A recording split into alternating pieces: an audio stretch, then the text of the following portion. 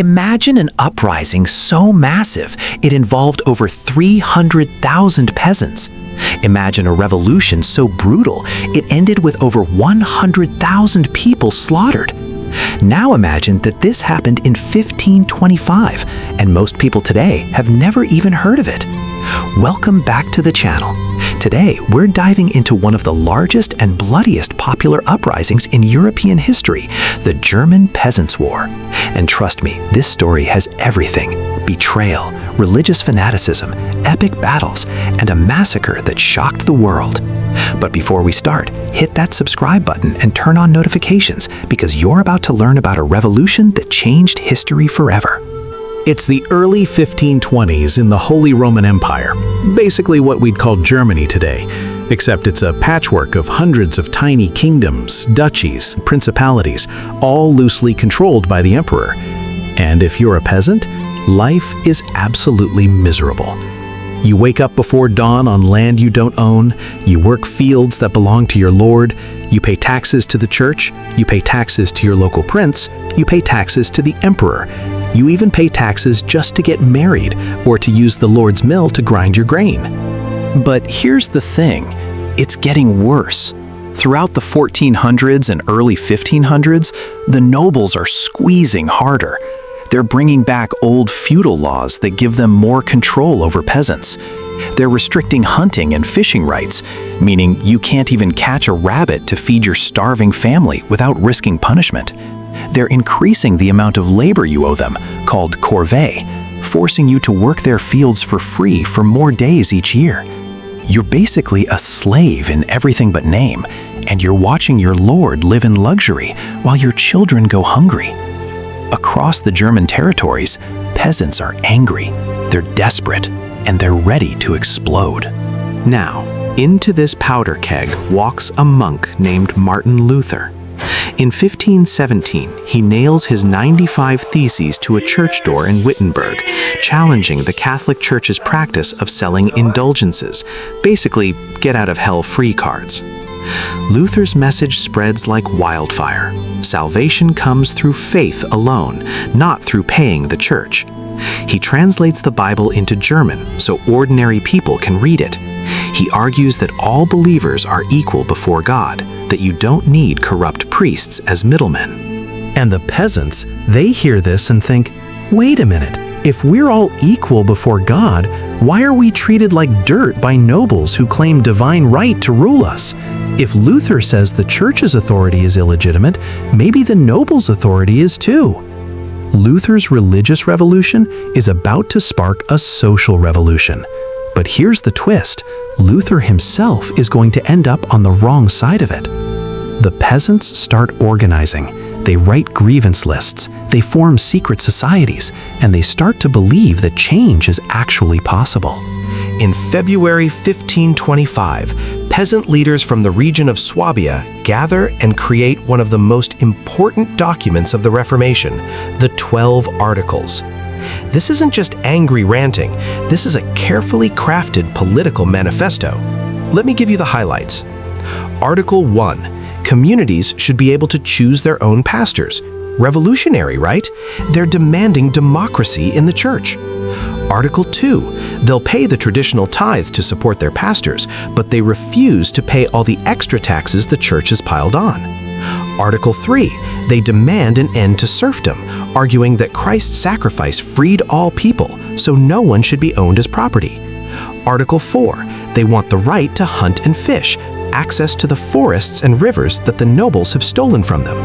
Articles 5 to 12, various demands about fair rents, fair justice, return of common lands, and an end to arbitrary punishments. And here's what's brilliant. They frame everything in biblical terms.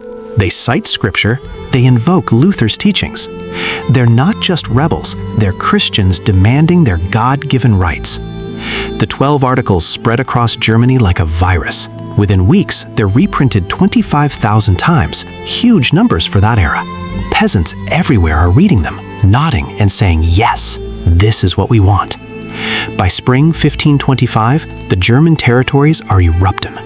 The revolution doesn't start in one place. It erupts simultaneously across southern and central Germany like a coordinated wildfire. In Swabia, peasants form organized bands, electing captains and creating military units. In Franconia, thousands gather under charismatic leaders.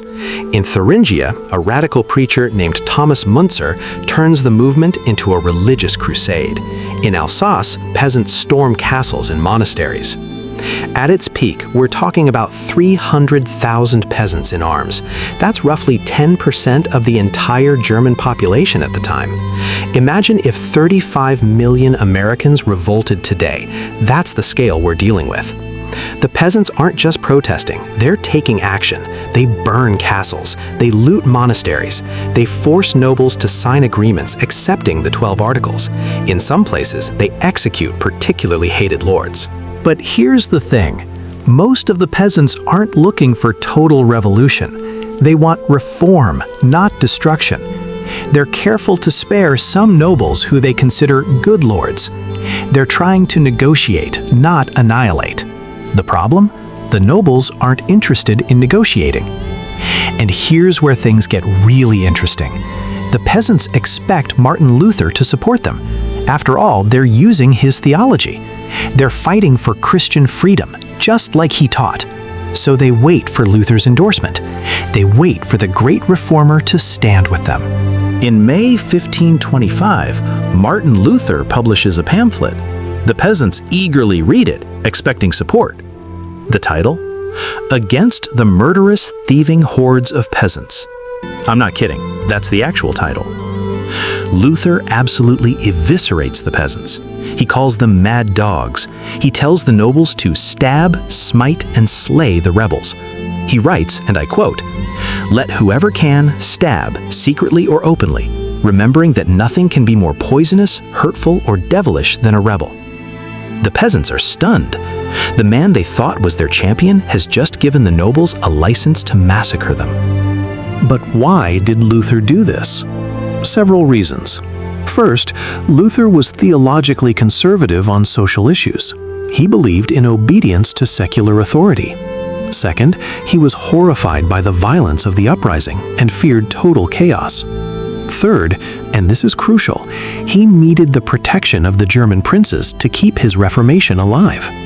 If he sided with the peasants, the princes would crush both the peasants and his religious movement. So Luther chose power over principle. He chose the Reformation over the revolutionaries. And the peasants were about to pay the price in blood. With Luther's blessing and the full blessing of the church, the German princes unleash their professional armies. And it's a massacre. The peasants have numbers, but they don't have training. They don't have armor. Most of them are armed with farming tools, scythes, pitchforks, clubs. Some have crossbows or old swords. They're facing heavily armored knights with lances, trained infantry with pikes, and artillery. It's not even close. The first major battle happens at Frankenhausen on May 15, 1525. Thomas Müntzer, the radical preacher, has gathered about 8,000 peasants on a hillside. He tells them that God will protect them, that the enemy's bullets will be harmless. He's wrong. The prince's forces surround them and open fire with artillery. The peasants try to hold, but when the cavalry charges, it's over in minutes. The nobles slaughter 6,000 peasants on the spot. Müntzer is captured, tortured, and executed. This pattern repeats across Germany. At Böblingen, 3,000 peasants are killed. At Zabern, another 20,000 are slaughtered. At Würzburg, the bishop's troops show no mercy, executing rebels in mass. The nobles don't just defeat the peasants, they make examples of them. They impale leaders on stakes. They blind and mutilate prisoners. They burn entire villages suspected of supporting the uprising. One noble, the Margrave of Brandenburg-Ansbach, personally oversees the execution of hundreds of peasants, forcing their families to watch. By the end of summer 1525, the German Peasants' War is over. The final death toll? Estimates range from 100,000 to 130,000 people, mostly peasants. That's more deaths than the American Civil War. That's roughly 3 to 4% of the entire German population, killed in just a few months. But the violence doesn't end with military defeat. The nobles impose brutal revenge. They increase taxes and labor obligations beyond even pre-war levels. They execute anyone suspected of leadership roles. They confiscate peasant property. They impose collective punishment on entire regions. The peasants aren't just defeated, they're crushed. For the next 300 years, German peasants will remember 1525 as the moment their dreams died. Serfdom actually gets worse after the war. The nobles, terrified of another uprising, tightened their control. The brief window for peasant liberation slams shut. And Martin Luther? His reputation among common people is forever tarnished. He becomes known as a friend of princes and a betrayer of the poor. The Reformation continues, yes, but it becomes a movement of the elite, not the masses. Interestingly, some historians argue that this is why Germany never had a successful democratic revolution like France or England. The peasant spirit was broken in 1525, and German political culture became more authoritarian, more obedient to authority, setting a pattern that would echo through centuries. So why should we care about a failed peasant rebellion from 500 years ago? Because the German Peasants' War was a turning point. It was one of the first modern revolutions. Not a noble power struggle, but a genuine popular uprising demanding rights, justice, and equality. The 12 articles influenced future revolutionary documents. You can see their DNA in the English Bill of Rights, the French Declaration of the Rights of Man, and even the American Declaration of Independence. The war also revealed something crucial about the Reformation, that religious revolution doesn't automatically mean social revolution. Luther wanted to reform the church, but he wanted to preserve the social order. This tension between spiritual and material liberation would define European politics for centuries. Karl Marx and Friedrich Engels studied the German Peasants' War extensively. Engels wrote a whole book about it, seeing it as an early class struggle between the exploited masses and the ruling elite. For communist theorists, 1525 was a preview of the revolutions to come. And here's something chilling. The German Peasants' War showed how easily revolutionary movements can be demonized, divided, and destroyed when they lose the propaganda battle. The nobles portrayed the peasants as godless anarchists, thieves, and murderers. Sound familiar? It's the same playbook used against popular movements throughout history. The German Peasants' War was the largest popular uprising in Europe before the French Revolution. 300,000 people rose up demanding justice, freedom, and dignity. And they were slaughtered for it. 100,000 dead, their dreams crushed, their cause betrayed. History remembers Martin Luther as a hero of the Reformation, but it often forgets that he stood with power against the powerless, with princes against peasants. The peasants of 1525 lost their war, but their spirit, their demand for justice and equality, never died. It echoes through every revolution, every protest, every movement for human rights that came after. If you enjoyed this deep dive into forgotten history, smash that like button and subscribe for more stories about the revolutions, rebellions, and uprisings that shaped our world. Drop a comment telling me what historical rebellion you want covered next. And remember, history isn't just about kings and conquerors. Sometimes it's about ordinary people who dared to fight for a better world. I'll see you in the next video. Peace out.